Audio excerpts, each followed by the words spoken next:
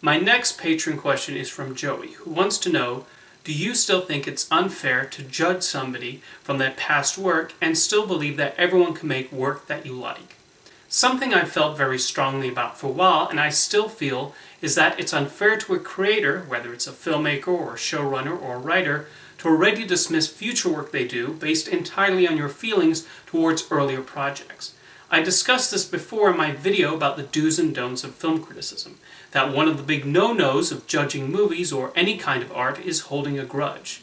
To me, that's the equivalent of a teacher already deciding to give a student a bad grade on a project because they were not impressed with previous assignments. Sounds unfair, doesn't it?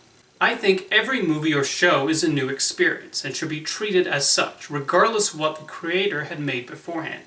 An example I often cite is my long-held attitude towards Adam McKay's films. I just did not find the likes of Talladega Nights and Step Brothers and even The Big Short to be my cup of tea. So logically, I should dislike everything McKay has done. But when I saw his film Vice, I wound up really liking it. Would that have been the case if I walked into the screening with arms folded and a scowl on my face? Interesting enough, I recently went back and gave Anchorman, The Legend of Ron Burgundy, another chance, and my opinion did a complete 180 from how I felt about 15 years ago.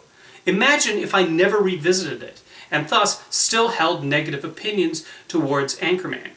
I once saw a prominent critic write that if a critic has faith in an artist, they're not doing their job, in response to someone saying they had faith in the director's upcoming film.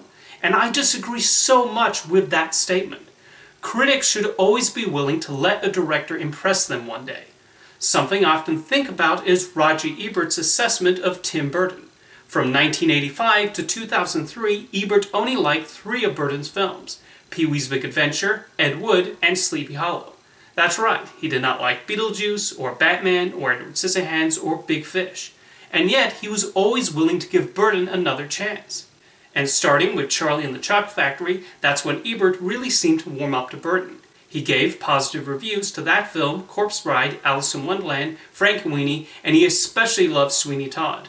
You just never know when the director might start making movies that work for you. Something I find strange is when people suddenly turn on a director. Not even based on disliking a bunch of films in a row. Sometimes all it takes is one. When Wonder Woman 1984 got a mixed response, I saw people saying Patty Jenkins should not be allowed to direct Wonder Woman 3, or Cleopatra, or her planned Star Wars film.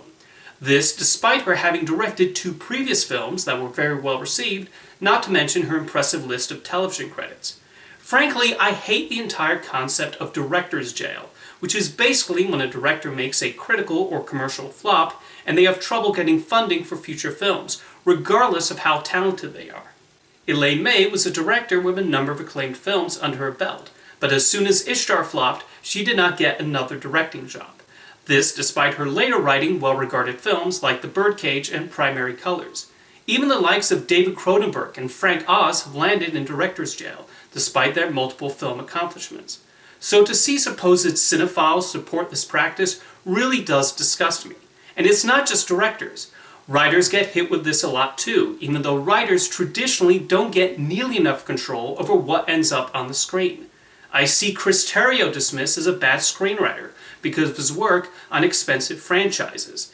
This seems to ignore his acclaimed writing on Argo and Terrio being open about the difficult process of working on studio temples.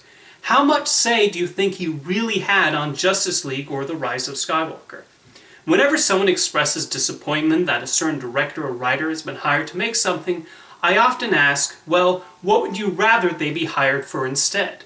I think that's a better attitude than sounding like a stereotypical cigar-chomping producer and shouting, "You'll never work in this town again."